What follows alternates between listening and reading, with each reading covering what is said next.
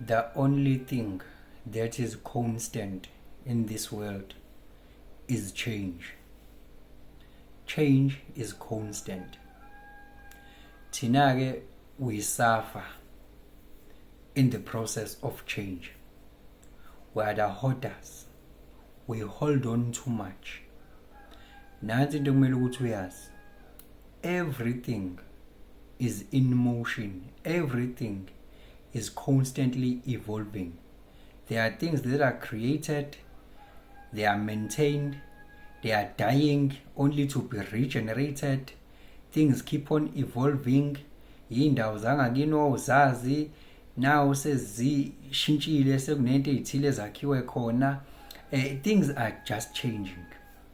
And wena okwakho ukuthi nje ube flexible ngalesi sikhathi ubingelelo changes akasha uthi kungenzeka noma yini noma inini noma kanjani kunoma ubani ngoba impilo ayisiyona lento ucabanga ukuthi iyona. Possibilities are infinite in the universe. Your own consciousness is your own limitation. Kukude lapho esisuka khona futhi kukude lapho esiya khona. Beka phansi umoya ungatatazeli uyabona. Njoba ngisho nje ukuthi kungenzeka noma yini noma inini noma kanjani kunoma ubani, lonto ikutshela ngokusobala ukuthi ayikho into ekumele ukuthi ubambelele kuyona because kungenzeka noma yini. Ngithi uyabona wena nje okwakho just flow like water. Just flow like water. Kungenzeka noma yini. Ngangena noma i-call manje engathi kwenzeke noma yini. Yabo, and awukho umgomo okhona ukuthi kungenzeki lokho. You just hope ukuthi akwenzeki, but anytime kungenzeka noma yini noma inini noma kanjani. Abantu awucabanga ukuthi ngeke belutho baba utho. Abantu awucabanga ukuthi bayohlezi bewutho abalutho. Not ukuthi abalutho in a sense. Mangaze ungimisquote. Ngithi thina sinendlela yethu yokujaja nokuweya abantu ukuthi uwutho uma enjani. Ngaleyo ndlela leyo ke yala emhlabeni ke. Ngaleyo ndlela ke akasishayi isikali lesi esivumelana neningi ukuthi isikali esifunekayo lesi. Kwashintsha. Abacebile. Things are just changing. Ababeshadile ba divorce. Yabo. Wawukhula nabo sebashona abanye. Yabona. Kuyaphithizela nje. There's nothing that will just be there forever. Wena okwakho nje kuba flexible. Just be flexible. Yabona ayikho into ezoloku imkanjalo nje. Kuyaye kuze kube nzima ngisho ukushintsha umsebenzi. Thola ukuthi umsebenzi usukuphoqa ukuthi manje ya kwenye indawo. Kodwa manje ngoba uyihoda ubambelele idindi isiphuke. Kanti le change lena umanje nasendleleni ye-universe. Uya manje nasendleleni ye-universe and ke mawume endleleni ye-universe ubani ozosafarisha lapho ngoba uzosafarisha lapho. Kona kwesinye isikhathi ukubona ukuthi yeah, I just have to let things go. When you just learn to be flexible, don't hold on to anything.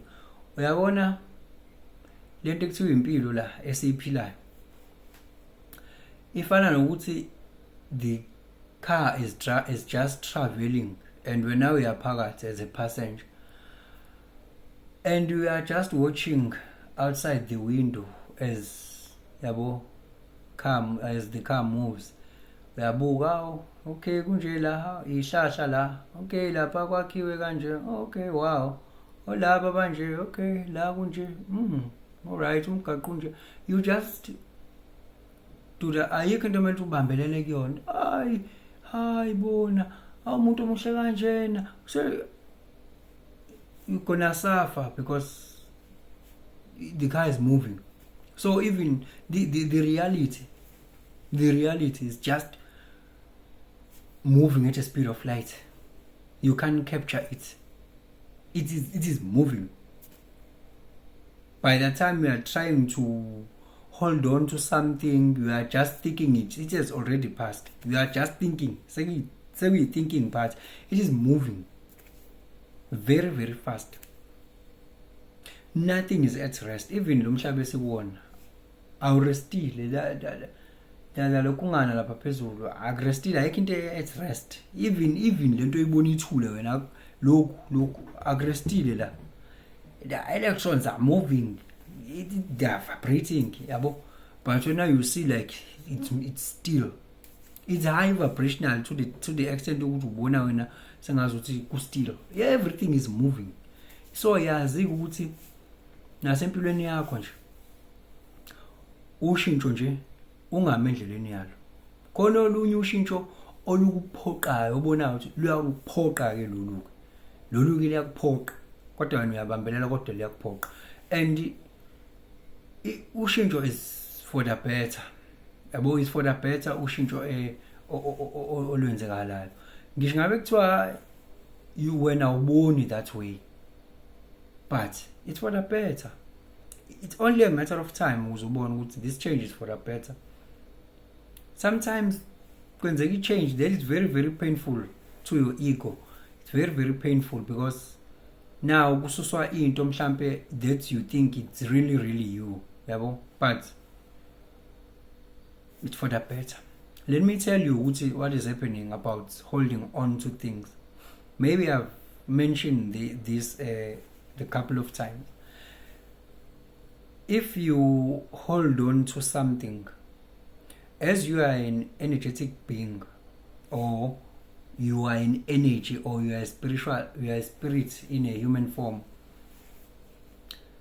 one thing that is happening, you are building the attachment, and that is an energy build up towards that thing that you are attached to that you don't want to let go. They are just building a momentum, and then one thing the universe will do will just shake whatever you're holding on to. That will shake that thing around. Shake it just a little bit, just to wake you up and remember that we are not that thing that you are holding on to. We are not your job, we are not your car, we are not your work, we are not your child, we are not your marriage, we are not your house.